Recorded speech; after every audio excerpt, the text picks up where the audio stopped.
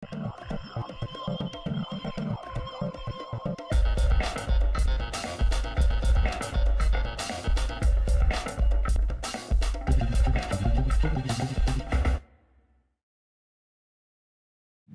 Éric Latour et bienvenue à Saint-Jean-sur-Richelieu, cette émission qui vous présente semaine après semaine des extraits des travaux de nos élus joannais.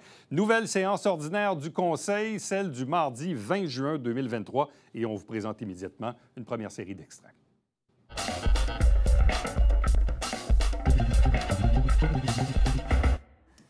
Le programme triennal d'immobilisation, appelé normalement le PTI. Alors, cette année, je dirais que c'est avec le sentiment du devoir accompli, puis vraiment avec le sentiment d'avoir les mains sur le volant, que nous vous présentons le programme triennal d'immobilisation pour les années 2024, 2025, 2026.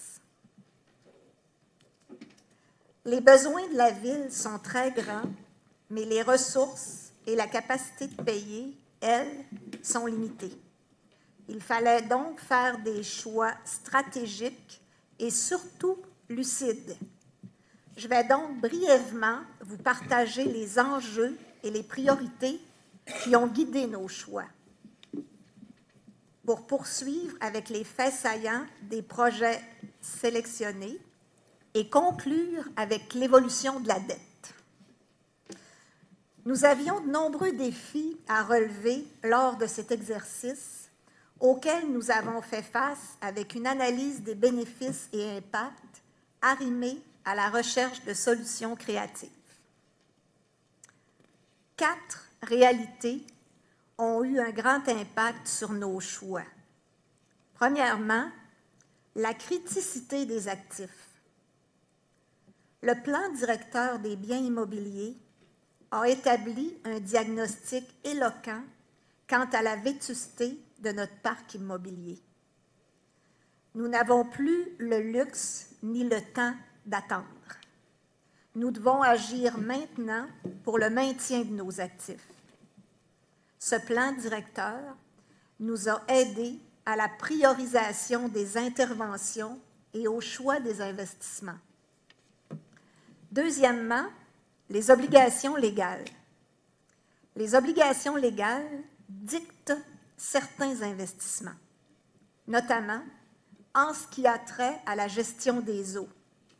Les villes doivent notamment se conformer à une exigence du ministère de l'Environnement pour la séparation de leur réseau, ce qui représente des investissements considérables.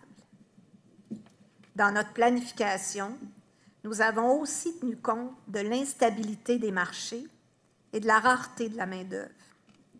Nous partons ainsi avec l'hypothèse qu'il faudra demeurer agile et garder une flexibilité pour s'adapter aux réalités du marché.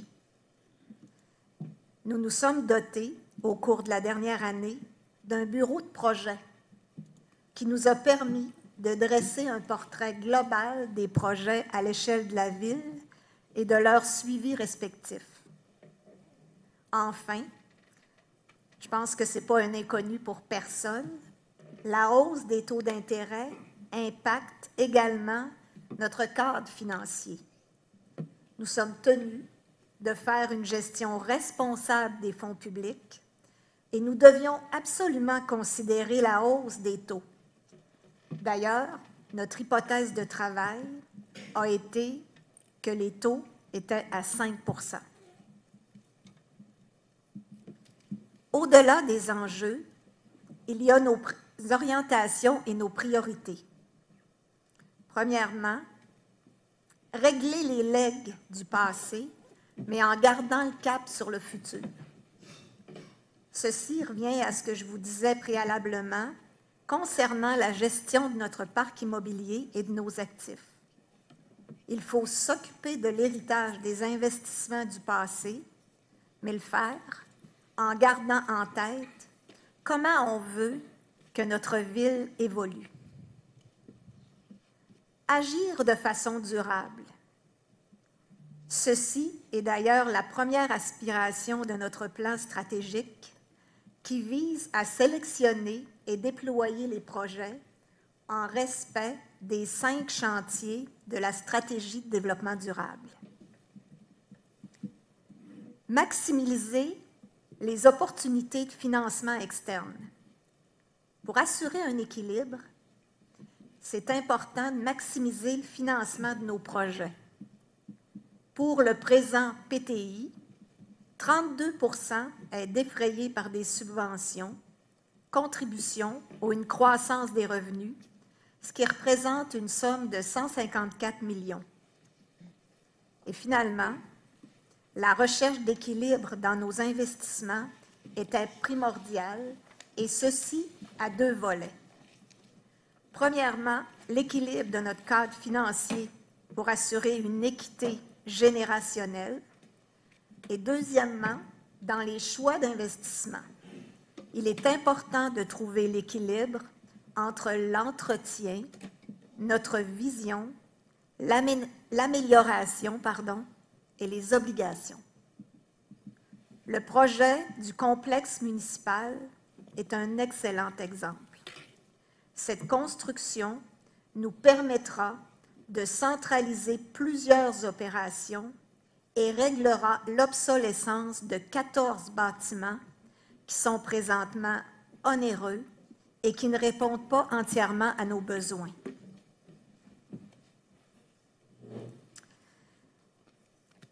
Le graphique du financement illustre bien qu'il existe de nombreuses formes de financement sur lesquelles nous devons capitaliser. Les faits saillants maintenant, les faits saillants du PTI. Riches des informations que nous venons de vous présenter, nous avons fait des choix pour prioriser nos futurs investissements. Voici les faits saillants.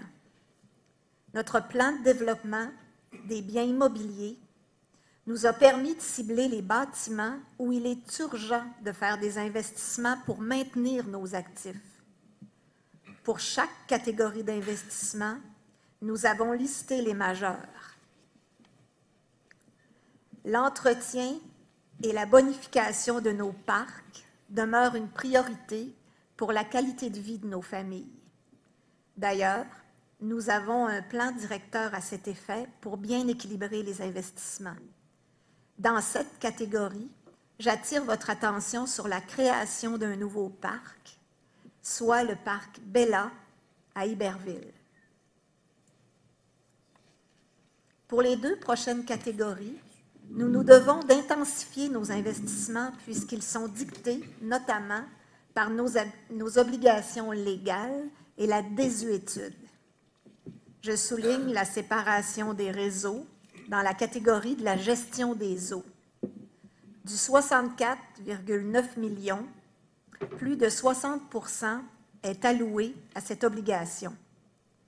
Ceci représente une somme d'environ 12 millions de dollars par année, uniquement pour des fins de séparation de réseaux. En environnement, nous avons la stratégie de développement qui guide nos priorités, notamment en ce qui a trait au chantier de préservation des écosystèmes naturels et de mobilité durable. Nous en sommes à la planification de la 3e mouture du plan de conservation et en ce sens, nous devons finaliser certaines acquisitions prévues au plan 1 et 2. Nous gardons en priorité la création de 2 parcs naturels, à l'image du très apprécié parc naturel des Parulines. Nous les trouverons au Boisé-Carillon, dans le quartier Saint-Eugène, et dans le Boisé-Fortier, près du parc des Colibris à Saint-Luc. Finalement, je tiens à souligner notre engagement pour la mobilité durable qui se concrétisera par l'ajout de pistes cyclables, trottoirs et corridors scolaires. Maintenant, les grands projets. Les yeux tournés vers le futur, le Conseil souhaite accroître le bien-être de la communauté et investir dans des projets porteurs qui répondent à des besoins actuels et futurs. Nous avons ici le complexe municipal dont je vous parlais précédemment, un investissement important pour des gains en efficience, mais surtout pour arrêter d'investir dans des bâtiments obsolètes. Le réaménagement du centre de plein air Aunal-Beauregard s'actualisera dans le présent PTI. Notons également l'acquisition de terrains en vue de la construction d'un centre des congrès, la bonification de nos glaces et l'aménagement d'une patinoire réfrigérée. Enfin, nous nous devons également de prévoir des investissements importants pour l'acquisition de terrains en vue de la construction d'écoles, ce qui est une obligation gouvernementale. Ceci résumait l'ensemble des investissements, mais pour l'ensemble des projets prévus au PTI, nous vous invitons à consulter le www.sjsr.ca/PTI 2024. La dette maintenant. Telle que nous l'avions présentée lors des états financiers en mai, notre dette est plutôt bien contrôlée à Saint-Jean-sur-Richelieu. Nous mettons tout en œuvre pour que notre ville soit la plus belle possible en pensant aux générations futures. Nous voulons apporter les correctifs nécessaires dès maintenant en pensant à l'avenir. Rappelons-nous que nous visons toujours à être le principal pôle d'expérience en Montérégie. Il faut donc faire les choix en conséquence. Alors, je vous remercie et je vous invite dès demain à aller sur le site pour voir la liste des projets au PTI. J'aurai besoin maintenant d'une proposition pour l'adoption du PTI 2024, 2025, 2026. Madame la mairesse, je propose que soit adopté le programme triennal de dépenses en immobilisation de la manière suivante, et ce pour les années 2024, 2025, 2026. 2024, 152 854 881. 2025, 162 041 937.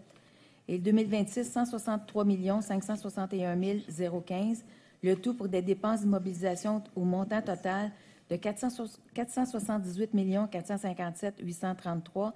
Le dit programme étant joint à la présente résolution pour en faire partie intégrante. Merci. Est-ce que j'ai un appuyeur? J'appuie. Merci. Monsieur Meunier. Alors, c'était l'unique point de la séance extraordinaire. Toutefois, s'il y a des citoyens qui veulent poser des questions, sinon, ça ira. Parfait. Approchez-vous du micro et nommez-vous.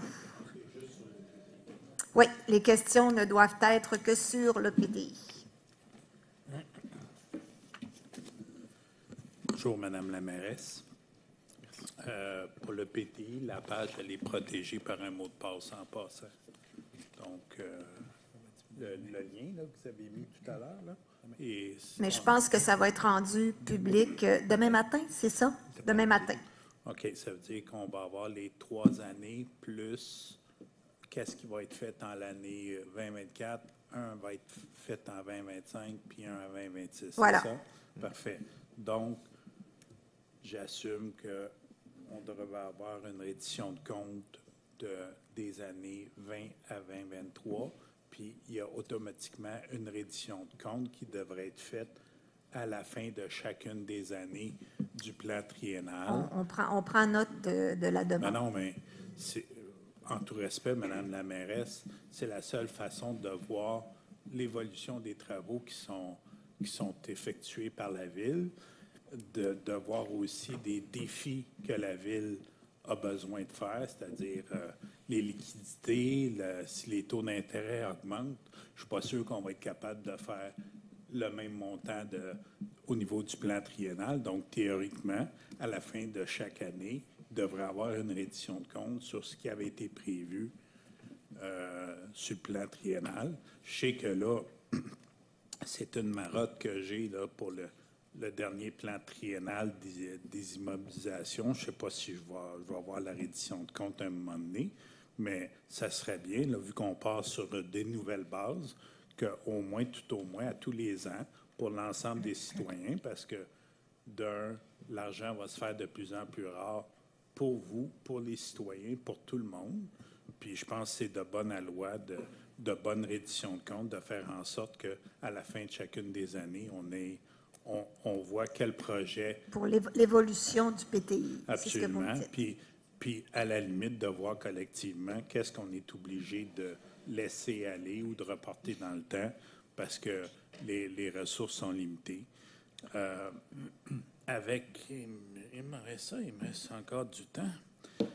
Peut-être regarder aussi, je sais que les travaux coûtent cher, mais j'ai beaucoup de déco. Puis c'est peut-être pas la situation à Ville de Saint-Jean-sur-Richelieu, où est-ce que les villes et les gouvernements municipaux, gouvernements provinciaux sont de mauvais payeurs. C'est-à-dire qu'ils ne payent pas dans le 90 jours, ils payent dans le 120, dans le 180, dans le 260, puis dans l'année. Ce qui fait en sorte que, puis j'espère que vous entendez ça bien, messieurs, mesdames les conseillers, la personne qui vient faire une infrastructure, si elle sait d'avance qu'elle va se faire payer dans 120 ou dans 180, bien, il n'est pas plus fou qu'un autre. Il va mettre ses frais d'immobilisation de l'argent qu'il va mettre dans les travaux, puis il va vous le faire financer. Je pense que vous devriez trouver une façon de prendre un engagement avec tous ceux qui vont venir soumissionner sur le prochain plan triennal, puis de dire en sorte que nous, à la Ville de Saint-Jean-sur-Richelieu, si les travaux respectent dans le 90 jours après la finition des travaux ou par phase, vous allez être payé. Comme ça, les gens ils vont peut-être être plus enclins à venir travailler chez nous parce que ils sont pas obligés d'attendre un an avant de recevoir le montant final sur leurs travaux. Je vous soumets ça très humblement. C'est la même problématique dans toutes les villes. Au gouvernement du Québec aussi, c'est pas différent. Donc, peut-être c'est une piste à explorer pour faire en sorte que les travaux coûtent moins cher à la ville. Merci, Madame la mairesse. Plaisir, M. Blais.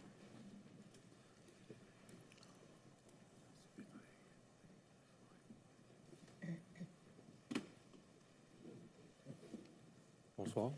Bonsoir. On a lu qu'il restait comme 90 km d'infra à séparer. Oui. Là, vous dites que probablement qu'on n'y arrivera pas parce qu'il reste 5 ans pour se conformer. Là, on a un budget de combien de millions? 12? Cette année, c'est 12. Pour 2024, c'est 12 millions. On sépare combien de kilomètres par année?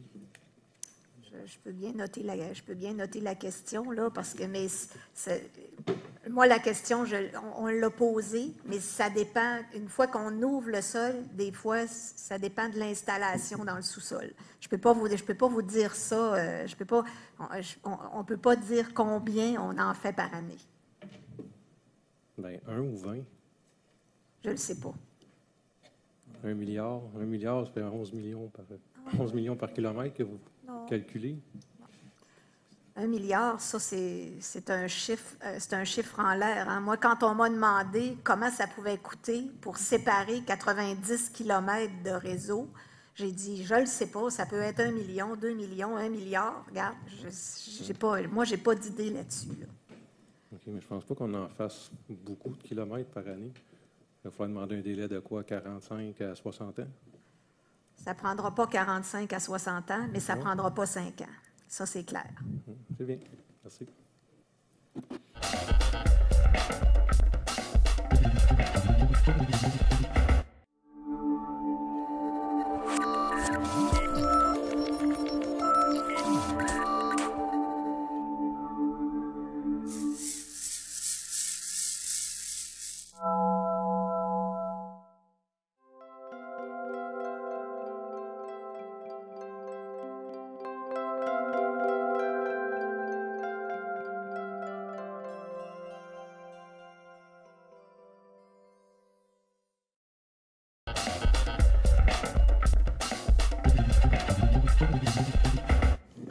Alors, on va ouvrir tout de suite la prochaine séance.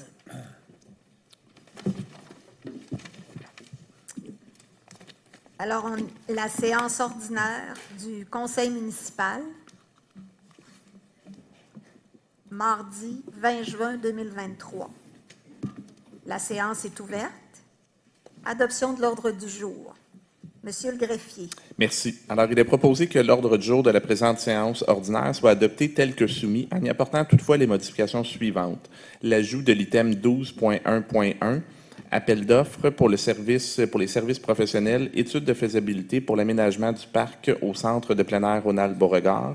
L'ajout de l'item 12.1.2, un appel d'offres public pour la fourniture et livraison d'un camion de sauvetage neuf 2023 ou plus récent pour le service de sécurité incendie, ainsi que le retrait de l'item 14.1.2, la demande de dérogation mineure portant le numéro 2023-86 pour l'immeuble situé au 175 route 104. Merci, Maître Archambault. Proposeur? Je vais proposer Marianne Lambert. Merci. Appuyeur? J'appuie, Sébastien. Merci, Monsieur Godette.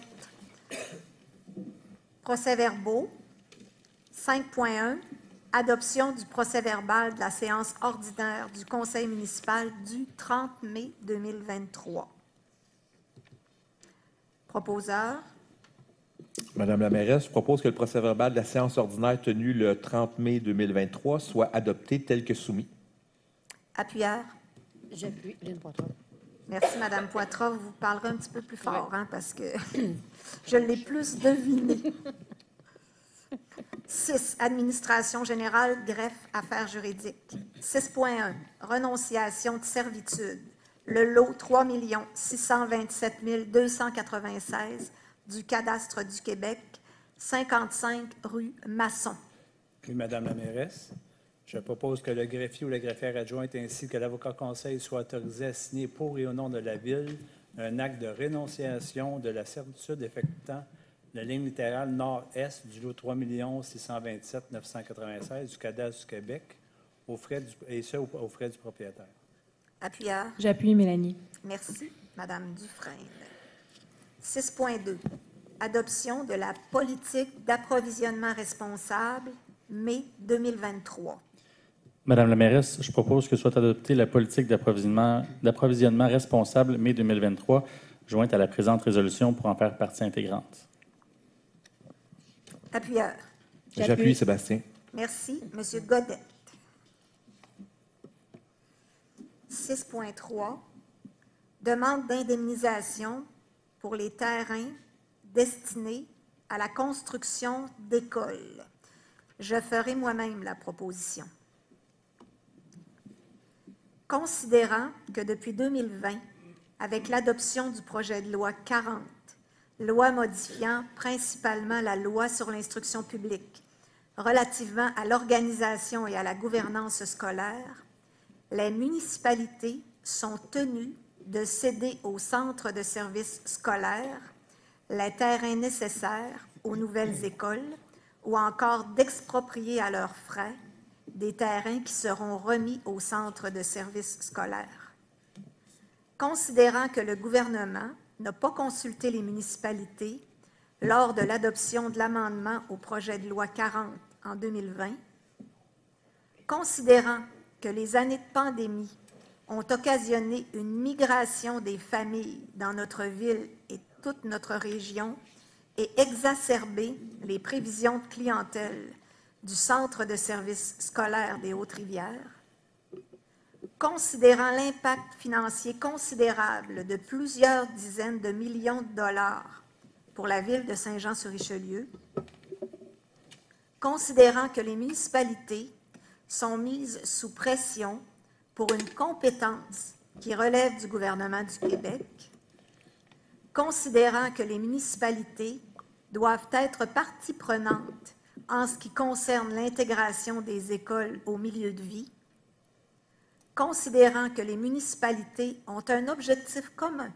avec les centres de services scolaires et le ministère de l'Éducation, soit la construction et l'agrandissement des établissements scolaires pour assurer la vitalité des communautés, considérant que le gouvernement du Québec perçoit les impôts et la taxe scolaire pour exercer sa compétence en éducation, considérant que de plus en plus de responsabilités du gouvernement provincial sont exercées par la municipalité sans les fonds nécessaires, je propose que le Conseil municipal dénonce cette situation et demande au gouvernement du Québec de corriger la situation dans le cadre du projet de loi 23, loi modifiant principalement la loi sur l'instruction publique et édictant la loi sur l'Institut national d'excellence en éducation, sur la gouvernance scolaire,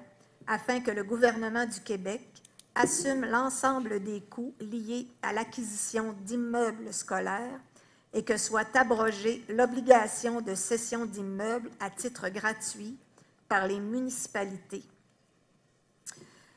J'ajouterais même, si vous permettez, Monsieur le greffier, ce n'est pas à la résolution, là, mais que cette résolution-là soit acheminée à l'UMQ et même à la FQM. Est-ce que j'ai un appuyeur à cette proposition? J'appuie, Sébastien. Merci. Monsieur Godette.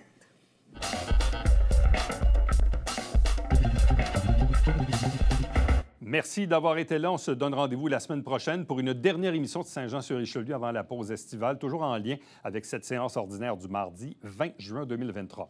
Entre-temps, commentaires, questions, suggestions par courriel, Éric Latour en un mot, à commercial.tvhr9.com.